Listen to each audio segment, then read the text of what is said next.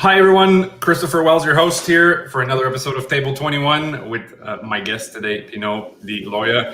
Now, everybody says, I like to say that in the restaurant industry and the food service industry, we sell happiness, right? We make people happy. We provide them with food, drinks, atmosphere, and experience. But you know what? People could do that at home and survive, right? They don't need to come and do that with us. Now, my guest today, though, takes that happiness to a whole different level. Pino is the owner, CEO. I don't even know exactly what his title is. He'll tell us that, but of BeaverTails. Kurt Castor, for those of you watching from Montreal, BeaverTails, over 140 locations in 6 countries, a powerhouse of a brand because everybody loves BeaverTails. And I'm so excited because I got to see him in a conference a few months ago, and I was like, not only do I like the brand, but I like the man behind the brand. And then he talked about his culture and all that. I have to have him on Table 21. So without any further ado, hi, Pino. Thank you, Christopher. Merci. Well, thank you for coming on. Yeah, for sure. An honor and a privilege to have you. As I said, when I got to see you in that private conference we did through C2 and emerging entrepreneurs here in Montreal, I was completely charmed by you.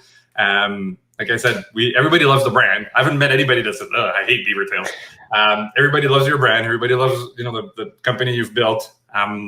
But then I discovered why too sometimes, right? There's great people behind it. And I from what I understood, it's just not you, but it's the whole team, right? Absolutely. And I love your energy too. So I think we're just, we're soulmates that way. It's good. This promises to be a fun hour that we'll spend together. I was telling you a bit about my format before. I like to start this. I mean, it's great to know about the businesses. It's great to know about the culture, the leadership. Sometimes it's fun to know about the people behind it. So I like to start my Table 21 episodes with this thing I like to call this or that, where I give you 2 things and you tell me for Pino what there's one to pick. It's kind of like the eye doctor. I'm going to cover one eye and we're going to, okay. Exactly. I'll make you work a bit, right? So this or that. Are you more phone call or text? Ooh, phone call. Phone call, eh? Are you more jogging or gym? Jogging. Jogging? You're a better man than I am. I try that, but I'm not built for running. I didn't say I do it often, but okay. Yeah, if you have to pick, right? Yeah. Lesser of 2 evils, right? Are you more beets or Brussels sprouts? Oh, well, Brussels sprouts, but both are good. Both are good. Yeah, yeah. There's some fun stuff to do with these. Are you more chips or ice cream? Ice cream. Ice cream. Oh, you're challenging me. Yeah, ice cream, 100%. Yeah, that's hard. Huh? That's a tough one. I mean, that's the goal, right? Is not to make him too easy. You more Netflix or YouTube? Netflix. Netflix. You ever get lost in those YouTube rabbit holes? No, and actually, that's why I don't like YouTube. It's like too much commitment. Netflix, you watch the show and you're done. I can get some deep rabbit holes in any subject on YouTube. Like people joke that your conspiracy theories, but not even that. Like I'll think of, or they'll suggest a video about a certain artist that I like, and I'm like, oh yeah, there's another live version of this that's great. And then I'm like watching 5 videos of the same song. Then you're a slave of the algorithm. It's like, no, I can't do that. I cannot do that. I definitely am a slave of the algorithms for sure. Are you more beach or mountain? Beach. Beach. Yeah. I'll share. Obviously, there's the classic joke of on the Zooms, right? We may be wearing something nice up top, but this is my first podcast in my shorts and my flip-flops. There you go. Those of you watching this, I mean, there's people all over North America watching this, but me and Pino are both actually based in Montreal. And today's probably one of the first really nice days we've had. And I mean, there's been a few few weeks ago, but it's been pretty cold for about 10 days. This is the start. Today looks good. Promised the kids we'd probably do a barbecue outside. So yes, yeah. Are you more tea or coffee? Oh, coffee. Coffee. 100. Nothing against tea, but coffee 1,000,000%. Need that fuel, right? Yeah. Amazing. Thank you so much for playing my little game. Thanks for going easy on me. Well, that's the goal, right? I'm all about softballs. This ain't a political show. Curious to know a a bit of your background, the story. Like, how do you get to BeaverTails? I know you were a franchisee. Now you with, I think, members of your family. You own the business. Give us the gist of what brings Pino to food service, to restaurants, and what takes you in the role and where you're at right now. You know, and Christopher, we talked a bit about this, just you and I. Even it's crazy how the world is just, you know, we run at 1,000,000 miles an hour, and you don't take time to really think about these things. But I was reading, and I think I told you this. I was reading the book from Danny Myers from Shake Shack. He just has a little. I think it's yeah, exactly. Autobiographical. It's a bit of a long read. I don't always have time to read, but his first few pages, he talks about we're in the hospitality industry. And in the hospitality industry, you have some guys that are the engineers and they're really, you know, operations, and you have some guys that are marketing and fantastic. God bless them all. We need everybody. But then you have guys, and I think you're one of those guys, and I think I'm one of those guys, and hospitality is in the blood. And it's really, we in French, we say, on veut faire plaisir. We want to share that pleasure.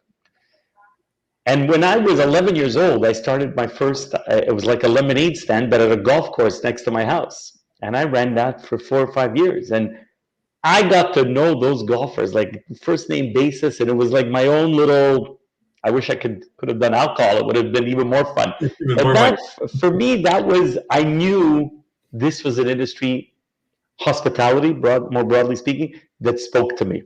Yeah. That didn't bring me to BeaverTails, but looking back, I know now that that's where the bug got me. And back then, it was just a summer thing, you know. But then fast forward, then you get into the mistakes of our industry, which are so common, right? So I got into the industry by mistake, like so many other people. And essentially, I applied for the dream job of my life. I wanted to sell clothing from a company called Esprit. It was kind of like a Club Monaco or a Gap almost of the time. Very colorful clothing in the 80s. Yeah. I remember that. Yeah, I wore something semi-colorful today. There you go. I did not get the job. They kind of laughed me off and said, no, you're not made for this industry, whatever. Maybe they were right. I'll assume they were. But the backup... Can I ask you, though? Can I interrupt you for a second? Sure, please. You said you're wearing a bit of colors today. Isn't that the base of what goes under the BeaverTails? Right? The karate. Yeah. The plaid is our unofficial uniform. So I had to wear, I had a couple of heavier ones, but like you said with the flip-flops, it's like plus 25 degrees Celsius today. I don't know what that is in Fahrenheit, but this was not the day to wear my heavy lumberjack shirt. So I went a bit on brand, but not 100%. Exactly. Sorry for taking you away. So no, that's okay. Thanks for catching that. At least the marketing guy after is going to say, okay, he's okay. That's right. Yeah, we can forgive him. So fast forward years later, I didn't get this job that I wanted.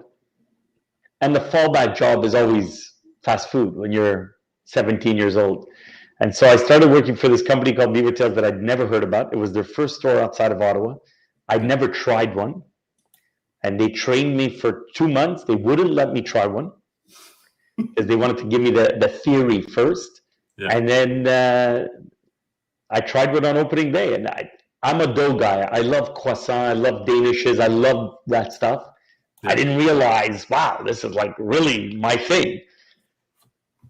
And when they don't fire you, you stick around. And eventually, you know, manager and multi-manager and franchisee, multi-unit franchisee, CEO for the founder, and then CEO for ourselves. He sold my twin brother, my wife, who was my girlfriend back then. So this is 1987 that I started. Wow. That just dated me. But that was it. I never looked back. I just kept going one after another. And you know what? True to hospitality, like I didn't get to this part of the book, but I'm sure Danny Meyer talked about Shake Shack, and he was supposed to animate one park. Yeah, he built one place for one park. Yeah, one Union Square. Like I think he's around Union Square in New York. Yeah, exactly. There was an abandoned building that he wanted to use, but I'll tell you a quick story, a fun story about Danny. I'm calling him Danny like I know him. I should say Mr. Meyer because I totally respect him and probably one of the most, you know, if there was a Mount Rushmore of restaurants, the restaurant, to me, Danny Meyer would be on it. So I did reach out to try to bring him on table 21. And he's super busy, right? They have a SPAC right now, so an investment fund that they investment fund, the SPAC, all the businesses reopening. They were as courteous and professional as they are in their restaurants. They were and saying, listen, Danny's a little busy, can't come, but would you like to talk to Richard Corain, who's been Danny's partner for 25 years? Wow. And I spent 15 minutes on the phone with Richard last week. So gracious, so nice. He said, Chris, I'm a little busy, but can I come after Labor Day on the podcast? I would love to do the podcast. And I was like, Mr. Corain, whenever you decide to come on, will work for me, and that'll be perfect. Absolutely. They are, from the interactions I've had with Mr. Meyer's assistant, to Richard's assistant, to everybody, they are as courteous and as empathetic and nice as they are in the videos you see, in the book, and when you were at Gramercy Tavern last year and had an outer body experience because I was so excited to be there. That's pretty, and kind of the same thing I've had with you, right? I saw you in a context where you were doing kind of a conference in front of 100 people, or I don't know how many we were, and then I got to talk to you one-on-one, and now we're here today, and that's the same Pino that I see across the board, right? Yeah, a lot easier for me, but on their side, I'm not surprised by anything you said, Christopher, because that's it. They are hospitality 100%. Yeah. And so I think that makes it easier when you're doing full service, and it's a little bit trickier when you're doing a McDonald's type environment. But with Shake Shack, they still, Gramercy Tavern is one thing. You are hosting someone into your house, but man, they carry it through on Shake Shack. Yeah. And that has everything to do with how you treat your staff and whether you're paying competitive wages and how you lay out your restaurants and how you lay out your menus and all of those things that they come from the heart. They're more powerful when they come from the heart. Of course. People know when you mean something, right? Yes. People can detect BS a mile away. When it comes from a real place, you can't fake that, right? Yeah. People know when something is off. And that's amazing, because what you just mentioned now talks about culture, right? Culture is a word that we like to throw around a lot, but how you just said, how you treat your people, competitive wages, that's something that really transpired when I saw you talk the first time.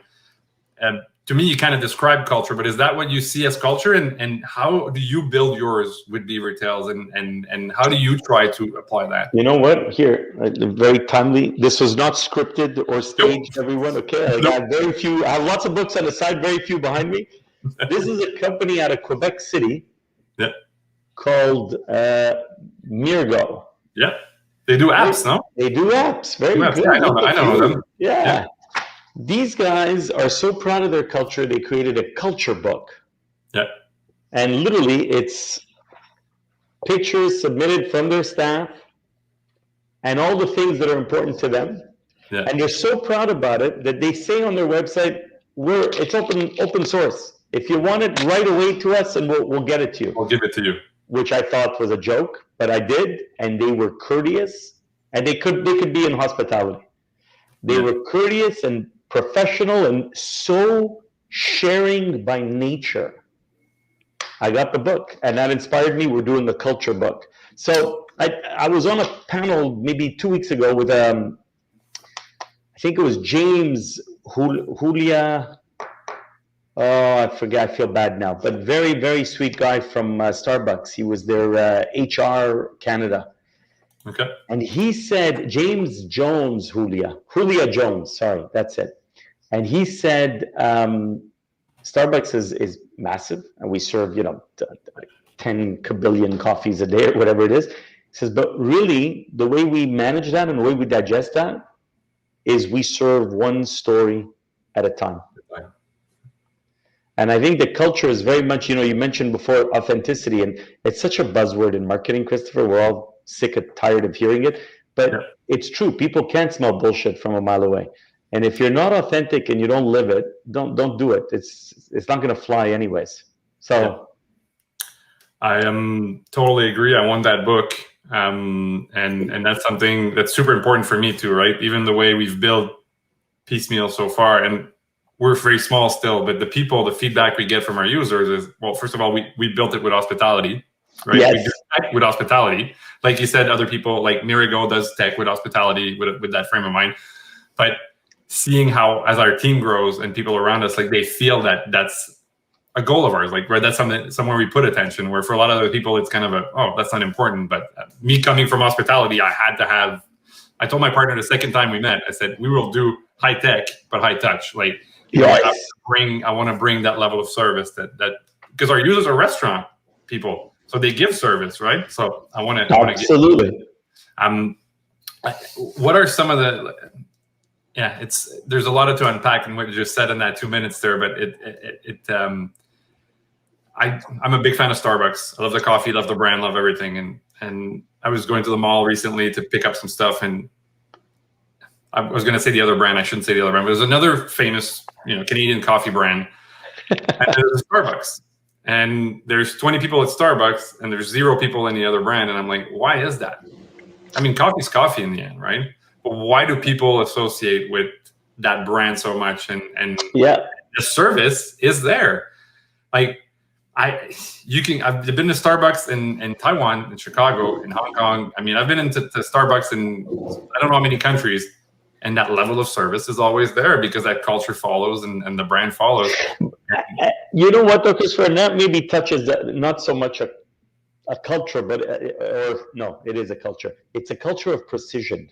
And our industry is one where we're not making cars on an assembly line where you can measure every piece and program the computer and away you go.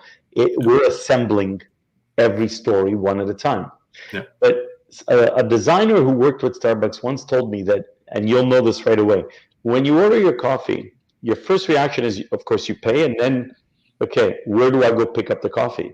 And they have those teardrop lights that I think now they don't even use anymore because I guess they've gotten us all used to, you know where to go. But you could be across the world in a culture where you don't speak the language, and once you pay at a Starbucks, your eye tells you that's the pickup. That's where you could go. And the sugar is not far from there, and the lids are not far from there because they've programmed the experience so that you can do the enjoying.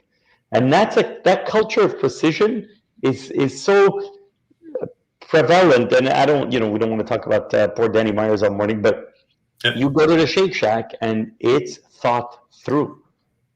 Well, it's something that I feel is probably, obviously you're mentioning too, but with your brand as well, right? You guys don't reinvent the wheel, right? You do a simple product. It's a simple menu. It's efficient, but the branding is solid. Now that you're saying this, you know what I'm picturing? I'm picturing a Beavertail, and that kind of topping is always really well placed on top, right? It's not like that fried dough that I used to have in Hampton. Right. It's like greasy, and then there's like they throw whatever you asked on top. Like, your stuff is neat and clean, and there is an attention to detail, right? Devil is in the detail. Yeah, and there's an aesthetic. We have formulas on how we stack our toppings, and it's done. It's done for ease for the operator so that you can do it in one shot, but it's done for Instagram too. But you're right, there's thought that goes into that. Yeah. And I love that line, the devil's in the details, and that's, if you don't, when it's well done, you don't notice it, but it raises the experience and yes, sir. For everybody, right? Yes, sir. Yeah. This is really interesting stuff. You have how many, like over 140 stores now, right? 160. Wow. And about we're very fortunate. COVID has actually been quite kind to us. We have about 8 or 10 under construction now. Trucks, stores, lease stage, construction, architect stage, different levels. But great year for us. That's amazing. I have to tell you, I've been careful, lost a lot of weight the last 4 or 5 months. But if there's one thing with everything that's happened in the last year that I would love to do, is to shove more Beavertails in my face right now, because they make me happy. And you guys are in what, 6 countries? Is it more than that now? Well, let's count them. So Japan, Mexico, France, Canada, US, 5. No, and Dubai, you're right. Yeah, UAE, 6. That's, the web told me that, doing some research before you called it. That's actually a really interesting thing. Wasn't going to go there, but we're talking culture, we're talking all that. Obviously, Canada, US, very similar. You go to Mexico, there's different vibe, but going to Japan is a very different culture, right? I mean, I think the part of Dubai, and you can correct me, but for me, that feels very Americanized. And, very international. Probably not a big difference. But when you go into a market like Japan, where the culture is very different, what are some of the stuff that hit you, or were they things that you had to tweak, or how was it to go into that market? It's funny. The short answer would be no. Now, we allow it. We don't necessarily encourage or discourage. Our guys in France kept it very Canadian. And France, it's like the world epicenter of pastry. They didn't change it. Japan added a few little touches here and there. Mexico didn't really change it. UAE didn't change it. But the reality is, and it's a funny story, I'll tell you two weird cultural stories.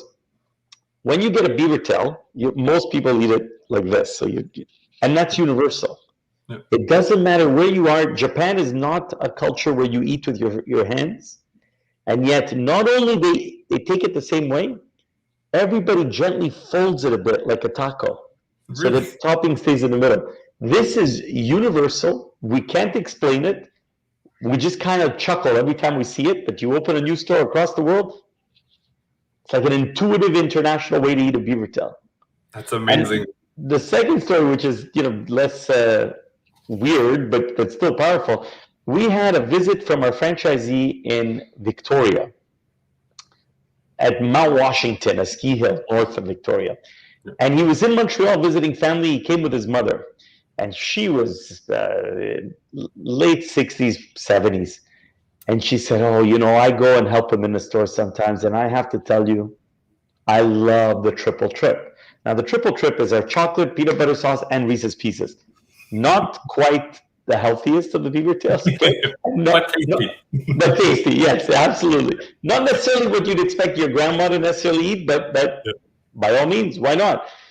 And I remember saying to her, Vancouver ski hills, there's hiking in the summer. Everybody says, your product, it's not as well received in Vancouver because they're healthier out on the West Coast. Christopher, our number one flavor is chocolate hazelnut in every market we're in. Yeah. And you can think that you're a bit healthier, that you like fruits more, you like maple more. The maple does not sell more in Quebec than it does in the rest of Canada. It's universal. So now we've released custom flavors like maple bacon. There was a matcha test they did. There's some that are more regional, but I would argue that those two, it's not. We live in a small village, this world of ours. Yeah.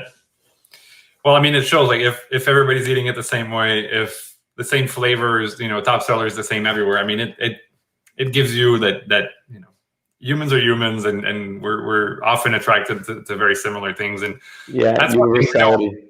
Yeah, we were talking about culture before and all that. I tell people, I used to tell people that, some people sometimes are frowning at people from other cultures, right? I mean, sometimes it's education, how you're raised and all that. But I said, everybody wants the same thing, right? I said, every dude, like the dude in Montreal, in Dallas, or in Islamabad, he wants to go dance at his daughter's wedding. He wants to be happy. Like as humans, we have our needs and our desires are the same, right? It doesn't really matter. Maybe from different places, different cultures, but that, and what you're saying now just proves that. And that's why as the world becomes more global, with good and bad and all that, it just shows that proximity. And I don't know, I feel like, you're talking to people all over the world through your business. I'm talking to people in Europe. I'm talking to people in Hong Kong and in the US. And I mean, we're all the same in the end, right? I mean, there might be different views, different values and all that, but humans have the same basic desires. So that's... and Starbucks coffee is popular even in Italy. So proving it even more. Right? Even though they could frown upon it. Right? Those are my people. I won't blame them. For sure. Can't wait. We were planning to go to Italy before all this, so I can't wait for it to happen coming out of this. I've done a lot of openings, not as much as you, I'm sure, but you've opened a lot of stores. Every store I've opened has had a funny / weird story accident happen. Any fun story you can share with us from something happening in an opening or I mean, every year on the Rideau Canal in Ottawa, we have to people think that our trailers sit on the ice, but these are 40-foot trailers. It's too heavy to go on the ice. So we have to put pylons of cinder blocks before it freezes. But you To have a can't do base it. to sit on. Exactly. We don't sit on the ice. We sit on those things which sit on the ground. Yeah. But you can't do it too early because then the waves are higher. They drain the canal for the Rideau Canal, for the skating. Okay. And the Rideau Canal, for anybody who doesn't know, it's the longest skating rink in the world. It's a functional canal, an old canal built by the military, I don't know, 150 years ago, whatever it was. I don't know how old it is. And now it's literally used for pleasure craft in the summer or for this outdoor skating extravaganza in the winter. Hundreds of thousands of people skate on this thing. And our guys have to install that when it's just getting cold, because that's when they drain it. So you got guys who are wearing the fishing rubber overalls. Yeah. Well, it's not every store because there's got 4 or 5 on the canal, but it's every year somebody falls in. And falling into 5-degree, almost frozen water. Yeah. And the guys tell me all the time, everybody volunteers to go in first. Because if you fall in, you're paid, but the rest of the day is off. You go home. So maybe somebody might be, I'm falling and I can't get exactly. But that's not an opening. That's every year opening. Yeah. You've been now, you said 87, 88. So I mean, you're coming up on 35, like 33, 34 years, almost 35 years with BeaverTails in this industry. Knowing what you know now. Yes. If you could do the back to the future thing and go talk to Pino from 1987, 1988, what would you tell him? Any advice, any heads up, anything you'd like to tell the younger Pino? Yeah, so that's funny because the panel I was on with the gentleman from Starbucks asked the same question. So they stumped me. I had to think about it, but it's easier now. Yeah, exactly. I haven't changed my mind either. The first thing I would do, and I tell my team this all the time too, stop trying to do so much. I think in our industry, we're already all on high octane fuel. We're all like, squirrel, let's go. Everybody's doing fried chicken, let's do fried chicken. Everybody's doing mocktails, let's do, you can easily get swept up with everything. But find your North Star and just do that. You don't have to do this. So that would be the number one. But the number two, and this is a bit more cliche, I admit, but it's still true. Really stick to your principles. And there are franchisees that we've approved, and one of the problems with BeaverTails, which is a wonderful blessing, but it's a problem, is that if I opened up at a huge amusement park in Ohio, and the guy is not the best partner, we'll still do good sales because our product is so perfect for those environments. And there's a few environments like that really fit our brand. But that doesn't mean we should do it. And it's so cliche, but do it for the right reasons. It's so cliche, but it's so tempting too, because you're like, if we have that partner there, we're going to have sales, we're going to have visibility, it's good for the brand, but not being... I mean, that's like, in life, we've all at some point made, I have in the past. I'm very lucky with my partner. We were just joking with my girlfriend before. We have 2 kids now. We've been together 12 years. Yeah. But, I might have made some bad decisions in the past when it comes to relationship. And I remember one, at least, where going in, I was like, this is not going to end well. But sometimes you don't listen to your own inner voice. Yeah, your inner voice. But that's a really good one. And I want to go back to your first point, which was focus on, I guess you said what you're good at, or what the core. Well, I'd like to believe most people will naturally excel at something they enjoy doing. So you're good at what you enjoy. Yeah. But we call it in the office, or we refer to it often, it's just our North Star. Yeah. But that's such a good advice. I discovered that late in life, like in the last 4 or 5 years, right? I spent my life, like a lot of people, trying to get better at my weaknesses. And I probably read or heard somebody say, why don't you double down on your strengths? Yep. Right? And I started doing that, and associate or surround yourself with people that are better than you on your weaker stuff. And obviously there's some stuff you may want to work on, maybe more so character-wise, but I find that when you double down on your strengths, it feels like you can go so much faster than trying to work on some weaknesses that you may not have the skills or anything to get better at anyway. Like, Yeah. so that you're saying, I've discovered that even when it comes with working with teams and people, like, let's double down on their strengths, right? And that changed my view completely. And I don't even know if you'll agree with me on this, but always focus. I did 10 years of consulting before starting Piecemeal with restaurants. You know how many restaurants suffer and how much, you know, many of them need help. But we're always focused on the results.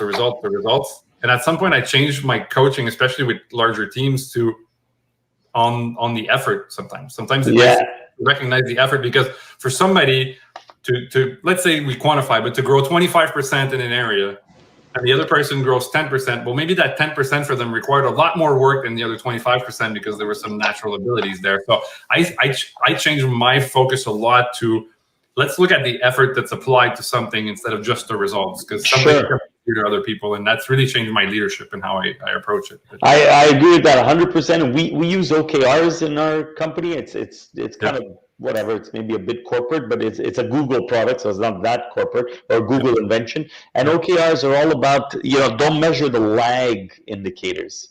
So you're right, 25% growth. Every week you're going to get that number, but you're not measuring the effort that goes into that. It's like you're on a diet and you check your scale every 3 days. That's not going to help you lose weight. That's just going to tell you if what you did 3 days ago or a week ago worked. You might not even remember what you did, but you're better off focusing on objectives and key results that are lead as opposed to lag indicators. I love it. I'm a big fan of OKRs. I've actually had a chance through Piecemeal to give even some conferences on the subject to different creators in Montreal. But if you want to check it out, there's a book called Measure What Matters by the inventor of OKRs. It was John Doerr, and I'm probably not pronouncing it properly. I listened to the audio book, but I don't know if you've seen that, if you've read the book. I read that book, and it's circulating in the office now. Fantastic book. Amazing book. John was at Intel. Yes. And under, and now I should remember the gentleman's name, but Andy Grove. No. Yes, Andy Grove. So that's right. Yeah. He was under Andy Grove at Intel, and that's where John created that. Then he was an advisor at Google, brought that to Google, and now, you know, most companies in tech and startups and all that use OKRs. But basically, it's have basically an objective that challenges you, and then have key results that show you how you're how you're going to achieve that and progress towards that. So I would exactly. Yeah. Anybody that wants to find and just to compare, for those of you who have all heard about KPIs, right? Key performance indicators. That's one thing, but kind of like Pino was saying, that's the result of the scale. The KPI is basically where your weight is at on the scale. The OKR is how do I get to a better result on the scale. Yep. So really amazing stuff. I'm glad you brought that up. I'm a big fan of OKRs. I didn't know you gave a conference on that. We'll have to have you in. For sure, I'd love to. I gave 2 or 3 actually through some startup people in Montreal, and big fan of that. So, Awesome. So I think you give some really good tips to young Pino. Thanks for sharing that. Focus on the North Star and stick to your guns. And it's funny because I think it's the second interview in a week where somebody says, "What would you tell the younger self?" I would stick to my guns and my principles a bit more. So it's, again, you were saying before how humans tend to be the same. In the different questions in the format that I've built in the last couple of weeks, there's 3 questions that I've had 2 guests within a week give me the same answer on different things, which I find that there's some commonality, I think. There's certainly a trend there. Yeah. Yeah. Who are 3 people that had an influence on you, and not necessarily just business wise, but who would you, if I have to, ask you 3 people that had a beautiful influence on you in your life, who would they be? My dad would be one.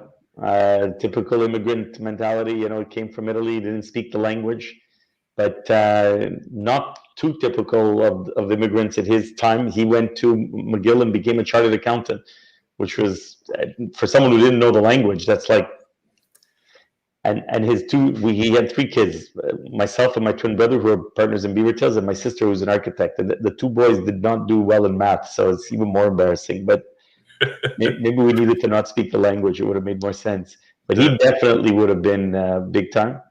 Nice. I think a couple, my high school was very formative for me. It's a Jesuit high school here in Montreal, Loyola, and they just teach for critical thinking. I think we don't do enough critical thinking these days. Teach you to question. They teach you not to be afraid to question, and be confident that you'll get to a reasonable answer. But there's a few people that would have, I'll name the school as a person if that's okay. For sure. And then the third one might be the guy who hired me at BeaverTails, Andy, and kind of fitting because it's his birthday today. Total randomly. Happy birthday to Andy. Andy, yeah. And he hired me back when I didn't get that job at Esprit, and brought me in. And this was a guy who didn't have the patience for all of the abstract side of the industry, but who pragmatically understood as much about customer service as he did about the bloody cinder blocks that are going to fall in the cold water. Yeah. And it was all a can-do, get-it-done attitude. And there's no replacing that. I mean, you could have everything else, but if you don't have that resourcefulness, you could ask Andy to build a spaceship, and he'd probably figure out, okay, there's a few more steps to this one, but we could figure it out. That's really amazing. There's, again, some great nugget, like talking about your dad, and what I hear there is resilience. And if you're going to be in business and you're going to grow a business to 162 locations in 5 countries, 6 countries, that takes resilience. And like Andy bringing you some the execution, right? I always tell people ideas are easy. You and I can come up with 5 business ideas today, but execution is hard. Right? On paper, talking, having conversation, that's easy. But day to day, are you doing what needs to get done to get the results? So getting critical thinking. I always say, like, people need to think more, right? Like, I want to teach my daughters the ability to think. You don't have to agree with me. We don't have to think the same way. But as long as you have critical thinking, get to something where too many people are basically swallowing and are being told what to think, right? And especially it's so true, Christopher. And the extreme of that, of course, is this fake news reality, where how can it be that some of these things are believed? But in a much simpler, innocent, innocuous way, that happens every day. Well, I guess the fake news happens every day too. But simple things that we just don't take the time to question and say, why are we doing it that way? Yeah. And the amount of energy and stress that we give ourselves, lost time and lost effort, and life's already crazy, like, just think about it. Why are we doing this? I love that. I'm sure we seem to read some of the same books, but have you ever heard the story about the ham? And yes, in the oven. In the oven, right? Tell that story. That's a great story. Right, so I'll try to do it quickly just because if I don't, then people listening and like, so what was the story? Right? Light up, right? But basically, the girl, the woman's in the kitchen, and she cuts the ends of the ham. Okay, yeah. And then her boyfriend's like, "Where are you cutting the ham? Like, what's wrong with those parts?" She's like, "I don't know. Mom always did it that way." So throws it in the oven, calls her mom. She's like, "Mom, why do we cut the ends of the ham to cook it?" Like, I don't know. That's how my mom taught me, when I was young. So they both of them conference call grandma on her iPad, and they're like, "Grandma, why did you cut the ends of the ham?" She's like, "Oh, I haven't done that in 30 years. It's just because way back when my oven was so small, I had to cut the ends of the ham." Right. So question is, for 3 generations, for 50 years, actually grandma stopped, but 2 people underneath, basically, they don't know why they do it, right? But that's the worst part, is grandma was smart enough to have stopped, but we just continue this craziness. What for? Yeah. Sometimes, so I love that critical thinking, the ability to not to question for the sake of questioning and to being, argumentative. We can have conversations, but to say, is there a better way of doing things, right? And that's what brings innovation, and that's what brings growth, and that's what makes our society move forward, is the ability to say, why have we always done it that way? I mean, how many times do we see a new innovation, right? Either at home or in business, and you're like, why didn't I think of that, right? That was critical thinking, right? And you could be a tech genius, but those for me are the real geniuses. Simplicity, wow. Yeah, I've been racking my brain for years. Like, now I have a business, but when I was younger, I'm like, okay, what could I invent? What could I do? I wanted to have a business, and I was like, maybe all the good ideas have been done. And now, like 30 years later, I'm seeing great stuff come out all the time. And why didn't I think of that? Yeah.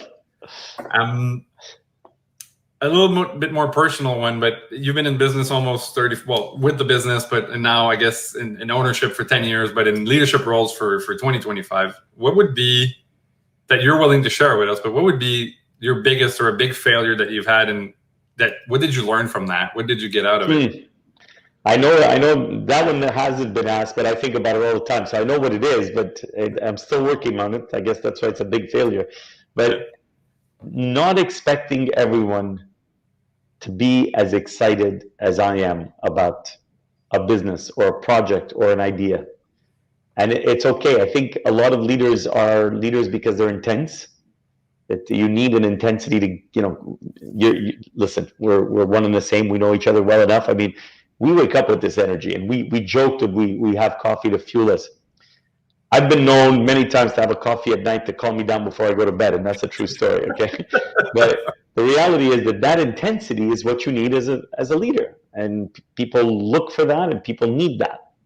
And if you don't have that, it's too tiring to be a leader, and that's absolutely normal and fine. Oftentimes, I mean, the leader is not the most important part on the team, so all the better that not everybody's a leader.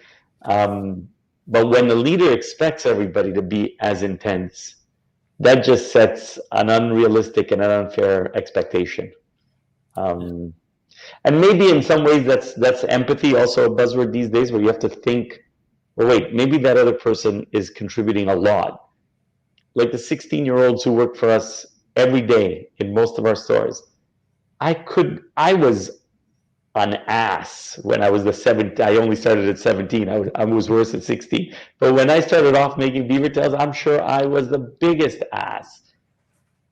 That's okay. They bring a flavor and an energy at the stores that is much better than anything I can contribute. Good for them. When I expect them to be as serious or as intense in my way, I'm ruining their gig, I'm ruining their fun, and I'm ruining our delivery. Yeah. I think that's absolutely amazing. I'm a big fan of Gary Vaynerchuk. I don't know if you've ever seen Gary. And Gary says, if you expect the people on your team to be as fired up about your business as you are as an owner, like you got skin in the game, it's yours. You're crazy. Like, you're crazy. Level, but nobody, like, you have to be pretty crazy to take over a huge business like you did, to start a business from scratch like me and Oz did, to work for months like without everybody telling you you're crazy, your loved ones, your friends, your family saying, how dare do you think you can change your industry, right?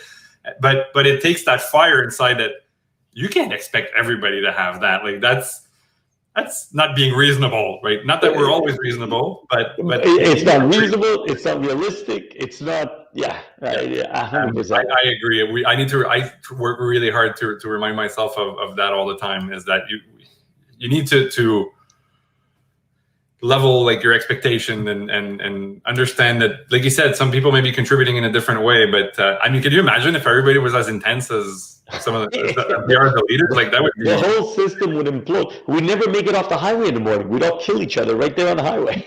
Exactly. Stabbing in the neck, and we wouldn't make it for sure.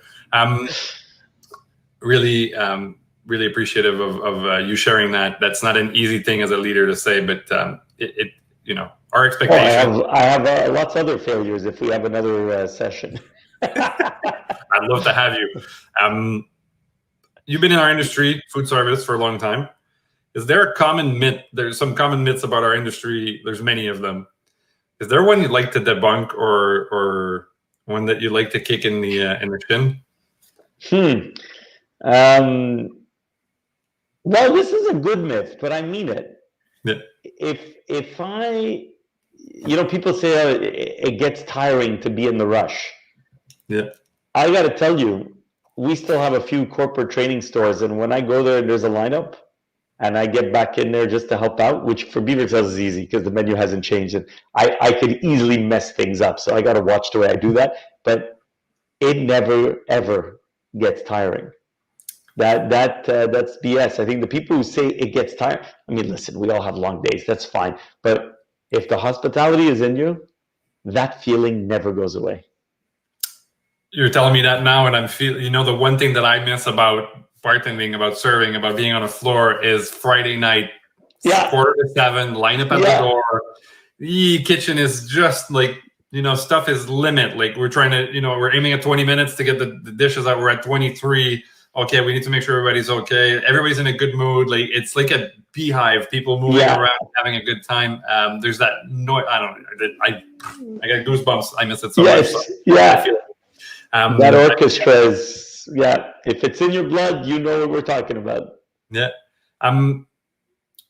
We were saying before how we can lose, we're talking about focus a little bit, but I like to say that our industry, we tend to sometimes lack focus. That's part of the personalities and I make the joke of, ooh, a cat, right? Like where we lose that focus. Ooh, a squirrel. Somebody has a dog in the office today, and I'm careful not to be looking at Penny the dog, but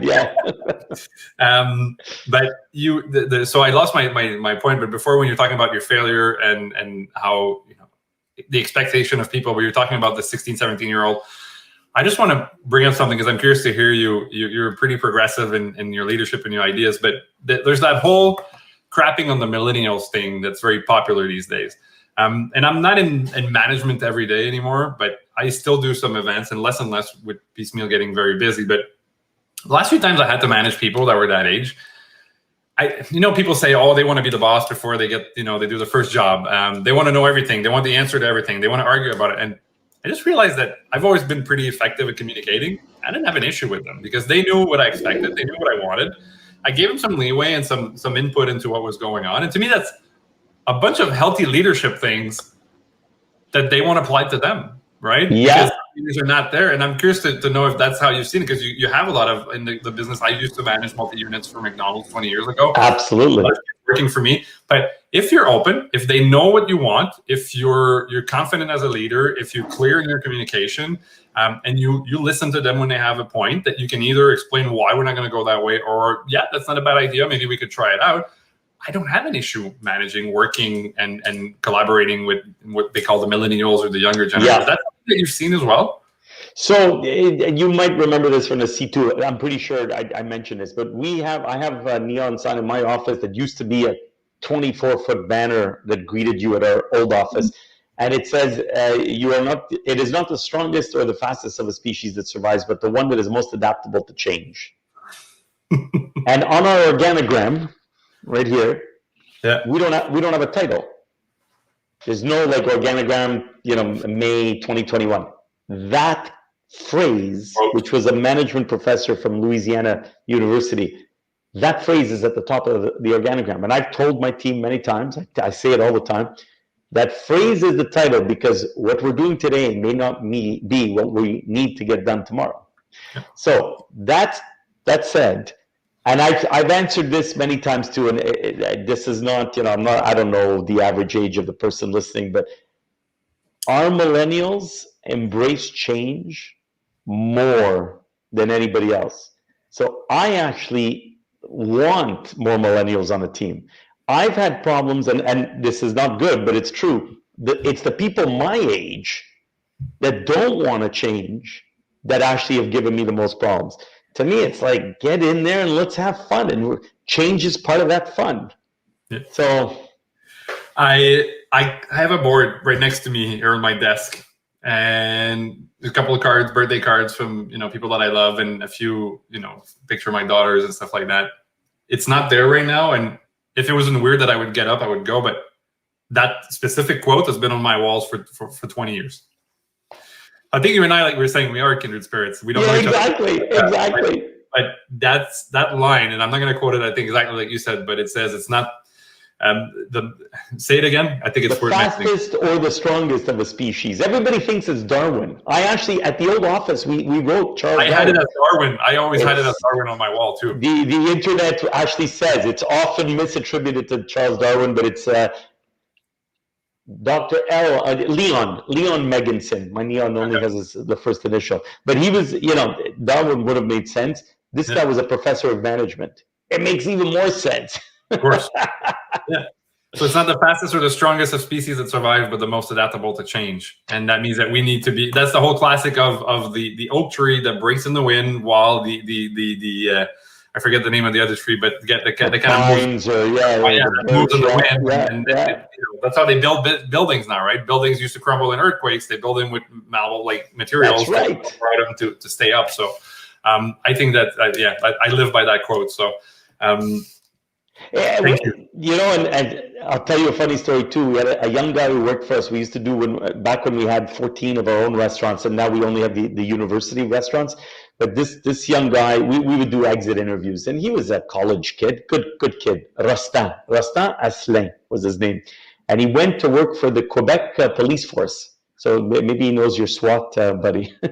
So he went to work there, and before he left, I did an exit interview, and I said, tell me what you like about working here. And he was a great guy, so it's just a formality. He says, well, I got to tell you, I love the change. I come in one day, it's this, and the other day we're trying that, and we're trying to push the envelope all the time. The change is just great. Okay, and then of course we ask, the normal, which of your colleagues gave you the most inspiration? Which of your colleagues push you down? What activity do we need to do? More of the normal exit interview. And then the last time I said, okay, so Rastin, I have to ask you now, what do you like the least about working here? And he stopped, he thought about it, he says, you know what? I hate the change. Every day we come in, and one day we're doing this, and one day we're... And it's like, yeah, okay, there it is. You just nailed... That was 30 years ago, and I still remember that. It's perfect. That there's good and there's bad, but at least the building doesn't crumble, to your point. Yeah. Damned if you do, damned if you don't. But change is part of everything we do, right? So it's either you embrace it and you go for it, or you're miserable all the time, right? Change will come to get you if you don't go do it first. So it's your choice. In everything, it's how you approach it with your attitude, right? And how you do it. There's the classic thing of the guy walking on the street and the dog is complaining. He's sitting on a porch. So the guy asks the owner, like, "What's wrong with your dog?" He's like, "He's sitting on a nail. It hurts enough to complain, but not enough to move," right? So I love it. I'm going to tell my kids that one. Thank you.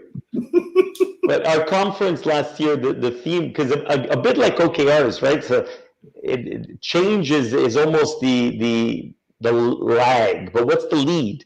And the lead is you have to always want to push the envelope. You always want to try and strive to do more. And hey, look, again, you don't have to do it. It'll come to get you. Well, if you look at the best brands, artists, in music and anything, they like the best businesses or restaurant, they reinvent themselves every 5, 7 to 10 years. Like, I mean, the core stays the core. The principles are the same. Sure. Branding, the look, for artists, the haircut, the this, the that, and that's how they stay fresh and they evolve, right? Anything that doesn't evolve, that doesn't grow, means that it's crippling up, it's shriveling. So, and I would suggest, Christopher, that it's the authenticity with which you evolve, the fun with which you evolve. The minute it becomes a chore, like, oh, we have to change again, buddy, change career. This is not healthy for you. It's not good for you. Try something else. Yeah. You've got to just be so in the flow that you're constantly, it's a seamless change. Yep. Really interesting conversation. We're going to probably, time flies by. We're going to jump into some rapid fire questions, but I'm curious. You do a lot of conferences. You have great energy, very respected in the business world. You've get asked all kinds of questions. Some of them, like you said, you just answered on a panel a couple of weeks ago. Is there one question, if you were sitting in my chair and you were talking to Pino, is there one question that you would ask yourself that I didn't ask, or that you'd love to answer and nobody ever asks? I know I'm putting you on the spot. Maybe, no, that's okay. Your job is to put me on the spot. I think it maybe has to, I'm at the age where my kids are very important to me, 15, 12, and 10, and they're going to grow up and start doing their own vacations and that kind of stuff. So I think these days, like the last 10 years, I've been asking myself a lot, what lessons do you want to leave with the kids?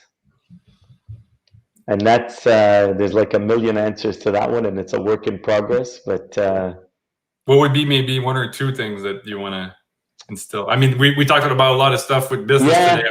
I'm sure that transposes to home, but it would fit with all of that. Stay true to yourself, for sure.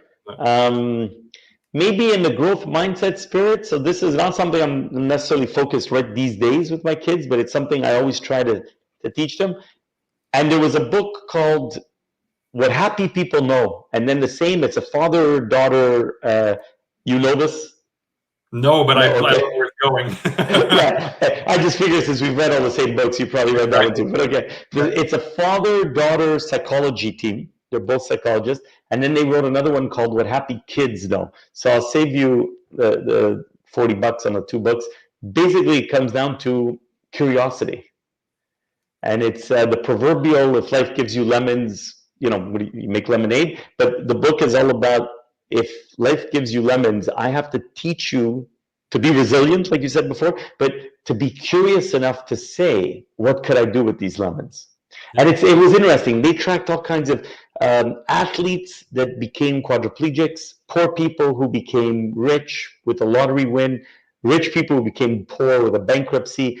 They really, and over and over again, they learned what makes you resilient is curiosity. It's not what life deals you, it's what you do with what life deals you. And maybe the biggest question on the curiosity, which we've all read, thank God for Google, there's a lot of YouTube too, a lot of memes out there, but the lesson to distill that to one phrase for my kids, it's don't always ask why not. Don't always ask why, ask why not. Why not? Yeah. Limitless possibilities when you open your mind and you're open to stuff. I have a 3.5-year-old daughter and a 7-8-month-old one. Actually, wow. Today, I believe 9 months today. I can't sleeping, calculate. And I'm learning so much from them already. I can only imagine with a couple of teens, but I'm so excited to see where it takes. Like, what do I want to share with them? But I'm learning so much from them, and it goes both ways, right? They bring you down to that's growth mindset. I love that. Pino, this has been a super interesting conversation. Thank you so much for sharing. I want to throw some rapid fire at you. We got to know a little bit of Pino at the beginning. You have the Italian blood, so I have a bit of. Do you enjoy a drink once in a while? Yeah. Are you a wine guy? Yeah, wine. More wine than beer, if that's what you mean.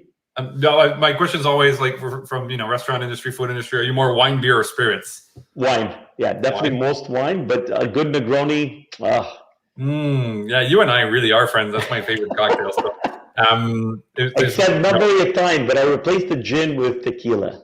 Makes it nice very and smooth. Yeah.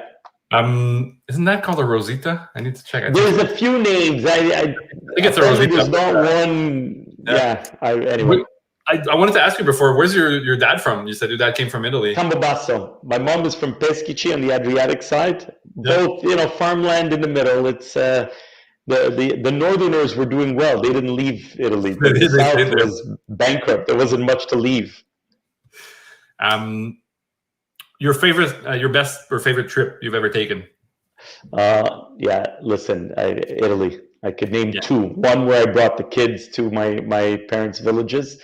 And the other one when I went to do part of my MBA in Milan, which was more fun than it was work, but I'm sure I learned quite a bit in both processes. For sure. I can only imagine bringing the kids back to the homeland, the hometown, and all that. That must be so special. Yeah. Your favorite restaurant? Probably Bottega Pizzeria. I'm focusing on all the Italian. I feel very narrow-minded, but Bottega is like trattoria, Italian style, but casual, but good food. Can't betray the bloodline, right? Yeah, exactly. Thank you. Thanks for. I'm not Italian, and I think I've said that on the show before. But if I had one last meal, the classic, it would be pizza and burrata. That's what I want. And maybe even the burrata on the pizza. Who knows? But good for you. A beautiful glass of Chianti or something, and that would make me really happy. 3 words that best describe you. Intense. Funny, but you could put that in quotations because my kids don't think I am. Mine neither. They think I'm funny looking, but that's all. Yeah, exactly. Funny, intense, and storyteller, which technically is one word. But at heart, and I think that's part of the hospitality. I always want to try and tell a story. You're an amazing storyteller. I'll tell you that. That's what really hooked me to the presentation. When I met you the first time, and that made me want to go out and reach you. And I tried to tell stories. I'm trying to get better at it, but yeah, that's definitely. I think I don't know you much, but I think these are you're being very generous. But okay, I'll tell the kids you said that. You on a desert island, you can bring one album of music. What would it be? Pink Floyd, The Wall. I mean, I might bring a Rush one, but Pink Floyd. That's crazy. I told you, 2 guests said Bob Marley, greatest hits for an album, and you're the second. The Wall. I tied it. Somebody last week said The Wall, and I'm a huge fan of Dark Side of the Moon. I can't not. I put that in and I listened to it but the other person said The Wall, so yeah, that's amazing. And the inspiration. Tonight I'm going to have a Negroni listening to The Wall. My kids are not going to like that, but I'm sorry. What was the inspiration for The Wall? I don't know that. Maybe I'll do that as well, thinking we can kindred spirits. Yeah, that's right. That's right. So Roger Waters was getting fed up with touring and the fans, and he was getting really angry. And a fan in a show at the Olympic Stadium in about 77, 78, somewhere like that, some fans climbed the fence and he spit in their face. And he didn't like his reaction. He was tired with the fans, and he was like, it's time to build a wall. And that's kind of like the idea came from a show at the Olympic Stadium. So if you're sorry, yeah. And I'm sure I saw the division bell at the Olympic Stadium. I missed that show 2 nights. I was in high school. Everybody in the school went, but me. I regretted all my life not going to see that. 94 and around there, right? Yeah. Like although I was at the Plains of Abraham where they built the big styrofoam wall and it came tumbling down at the end. Yeah. Spectacular. That was a few years ago, though. That was much more recent. I was... like 5 years ago, maybe. Oh, time flies. Yeah, I was going to say 10, maybe 8. I know the answer for you in this case, but I like to ask everybody, but not just for BeaverTails, but for restaurants in general. In the next 3 years, with everything we've gone through, do we open restaurants or not? Yes, smaller, more intimate, more focus on the team, more equitable pay has to come. The whole minorities, and we have to take care of, Black Lives Matter plus. And there's too many minorities that are being abused in our big restaurants because the pay structure, the economic model doesn't work. This is not the owners, it's not the employees, it's just the model. But with smaller footprints and more devotion to the art, I think we're getting to that. Very cool. Thank you for mentioning that. If you could have dinner with anyone, who would that be? From history, living or dead? I mean, it's a pretty open. You know what? It's funny. This is maybe more on a spiritual side, but St. Francis of Assisi, who gave up everything, and I'm at heart, I'm a minimalist. Yeah. And I try to tell the kids, don't you don't need all these gadgets, you don't need all these clothes, and I'm guilty of that too, obviously, like all the rest of us. But I often wonder, if we just gave it all up and went to feed a village, a free restaurant in Africa, wouldn't be a bad way to retire. That's just me. That's cool. I mean, that's a good thinking. I mean, it's not all about the material possessions and all that. It's about the impact we have on people and the impact, like I said, you sell pleasure and all that. And that's a really fun thing. You're so right. And like they say, half the fun is getting there. For sure. Once you accumulate it, just because I got my Austin Guitar House t-shirt and my guitars, in the words of AC/DC, it's a long way to the top if you want to rock and roll. I love it. And one last one before I let you go. You said Netflix at the beginning when I asked you. What series are you watching right now? Oh, my God. None. What was the last one? No, listen. 3 young kids. I'm not even going to tell you. I mean. Perfect. It won't be recent. What are you reading right now? Right now, I'm reading the one from the Shake Shack, Myers. Yeah. And I usually have 2 or 3 on the go, which is really bad. But the other one is Think Again by somebody Grant. I've read a few of his books. Really, forces you to rethink about what you're thinking. Forces you to think again. It literally. And the guy who wrote Adam Pink. He wrote no, not Adam. Somebody Pink. I have another Pink. book from him. Marketing, no? Yes. Marketing, yeah. It's on my nightstand. I couldn't even guess. But that one I've only started, but it's very fascinating stuff. Yeah. Pino Di Ioia, from CEO and co-owner of BeaverTails. It was an honor and a pleasure to have you with us today on Table 21. Thank you so much for taking the time to have a conversation with us. My pleasure and my honor, Christopher. Always good to have the energy with you. I love it.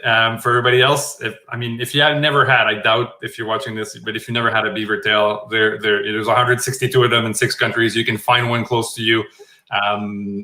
Go have a BeaverTail, and apparently chocolate hazelnut is a really popular one. That's right. With a triple trip, Reese's Pieces, peanut butter. Not a bad choice. That sounds like a party. Pino, thank you so much, everyone. We'll see you soon. Cheers. Thank you, sir. Ciao. Bye.